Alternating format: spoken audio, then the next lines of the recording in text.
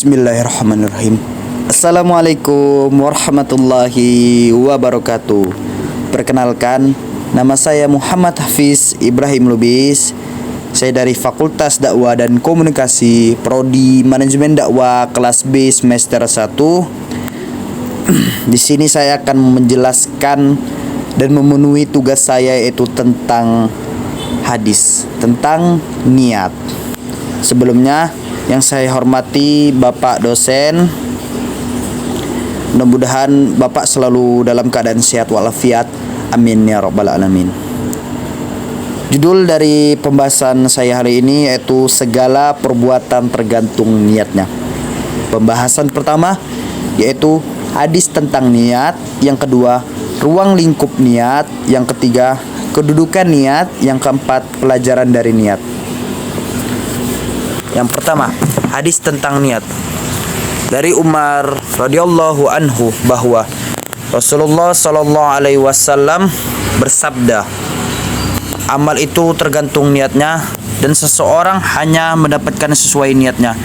Barang siapa yang hijrahnya kepada Allah dan Rasulnya, maka hijrahnya kepada dan Rasulnya. Dan barang siapa yang hijrahnya karena dunia atau karena wanita yang hendak dinikahinya, maka hijrahnya itu sesuai kemana ia hijrah. Hadis riwayat Bukhari Muslim. Ruang lingkup niat. Tempat niat adalah di dalam hati. Segala sesuatu niat apabila kita kerjakan dengan sesungguhnya, maka itu akan berjalan dengan baik. Waktu niat. Secara umum waktu niat adalah di awal melakukan ibadah kecuali puasa dan beberapa amalan sunnah. Fungsi niat, pembeda antara ibadah satu dengan lainnya, dan pembedaan antar kebiasaan dengan ibadah.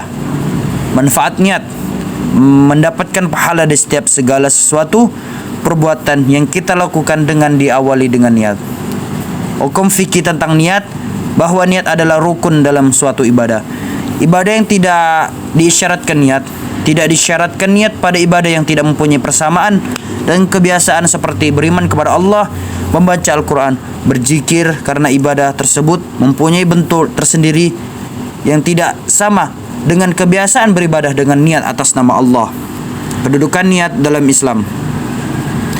Mayoritas ulama berpendapat bahwa hadis ini sepertiga malam. Mengapa demikian? Menurut Imam Baihaqi, karena tindakan seseorang hamba itu terjadi dengan hati, lisan, dan anggota badannya. Dan niat yang tempatnya di hati adalah salah satu dari tiga hal tersebut dan yang paling utama. Pelajaran dari niat. Suatu amalan tidak diakui oleh syarah kecuali apabila disertai dengan niat. Suatu amalan harus diniati secara tepat dan menjelaskan perbedaannya dengan amalan-amalan yang lain. Barang siapa berniat melakukan amal soleh, kemudian ada sesuatu yang menghalanginya untuk merealisasikan niatnya itu, seperti sakit atau mati, maka dia tetap mendapatkan pahala.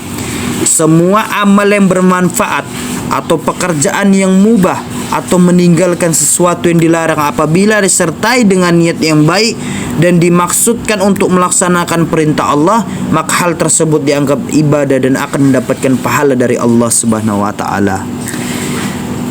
Siapakah periwayat hadis tentang niat di atas? Pertama, hadis riwayat Bukhari Muslim, hadis riwayat An-Nasi Ibnu Majah, hadis riwayat Aisyah An-Nasi, hadis riwayat Khadijah Aisyah. Jawabannya adalah hadis riwayat Bukhari Muslim. Riwayat hadis tentang niat yang saya sudah jelaskan tadi adalah tentang hadis riwayat Bukhari Muslim. Mungkin segini sajalah yang bisa saya sampaikan.